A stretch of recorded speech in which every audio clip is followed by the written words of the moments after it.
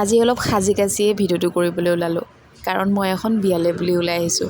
মোৰ মানুহজন, টিকলিজনী আৰু শাহুমাৰ লগত, শাহুমা পিছপিনে বহি আছে। আৰু আপোনালোকে কমেণ্ট কৰি জনাবচোন মোক বাৰু আজি কেনে লাগিছে। আমি যাই পোৱালৈ কইনাগৰাকী মেকআপ কৰি হোৱাই নাছিলে, গতিকে কইনাগৰাকীক দেখাওঁতে অকণমান দেৰি হৈছে। ইপিনে টিকলিজনীয়ে বহুত কিবাকিনি কথা কৈ আছিলে, কিন্তু গান বাজি আছিল কাৰণে মই কথাখিনি মিউট কৰি দিলোঁ। কবিৰাত লাগি যাব পাৰে, আপোনালোকে জানেই। এইপিনে বিয়াৰ পৰিৱেশটো অকণমান দেখাব চেষ্টা কৰিছোঁ।